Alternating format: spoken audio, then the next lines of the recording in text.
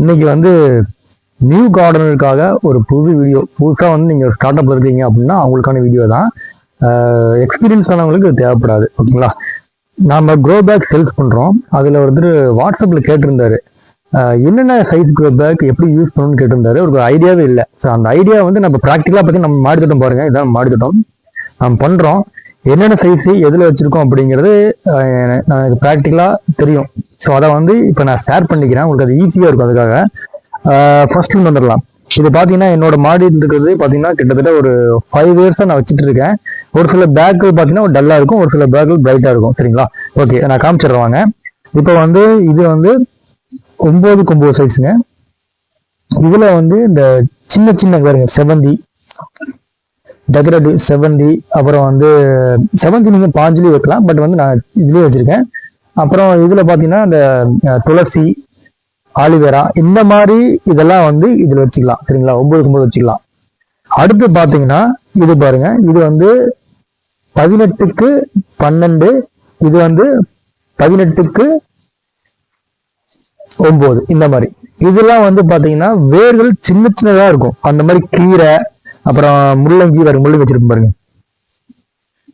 முள்ளங்கி, beetroot, carrot, அப்புறம் கடலை, இந்த மாதிரியான செடிகள் அதை வந்து வைக்கிறதுக்கு கரெக்டான சைஸ் பேக்குங்க. இதுல உங்களுக்கு வந்து வேர்கள் அதிகமா போகாது, அதனால இது வச்சுக்கலாம். கீரை வச்சிருக்க பாருங்க.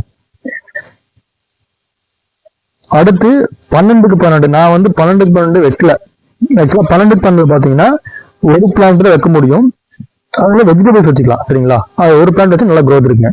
இப்ப நான் வச்சிருக்கிறது பாத்தீங்கன்னா அடுத்த சைஸ் வந்து 15x12 இங்க வாங்கிருக்கும்.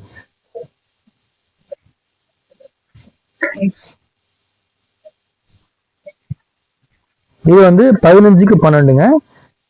இது வந்து பாத்தீங்கன்னா வெஜிடபிள்ஸ் இதெல்லாம் வச்சுக்கலாங்க, அருமையா இருக்கும். அடுத்து 5x15, இது வந்து 15x15ங்க. இதுல பாத்தீங்கன்னா வகைகள் வச்சிருக்கேன்.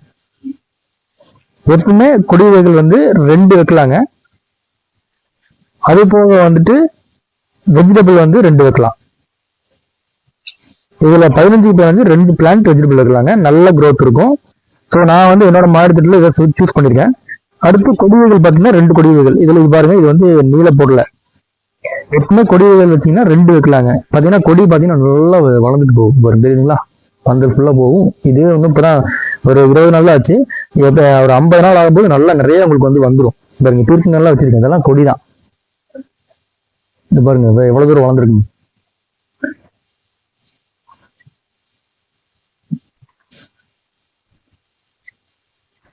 அடுத்து வந்து 12x18. இது மெயினா நம்ம பாத்தீங்கன்னா வந்துட்டு ஃப்ளவர்ஸ், அப்புறம் வந்து ஃப்ரூட்ஸ், இதுக்காக வந்து இப்போ வந்து நிறைய வைக்கிறாங்க.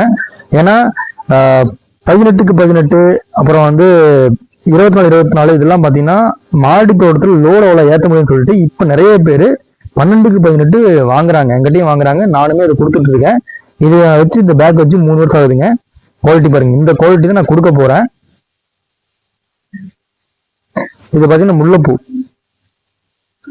ஓகேங்களா? முல்லைப்பூ 15x15 வைக்கலாம். ஓகேங்களா?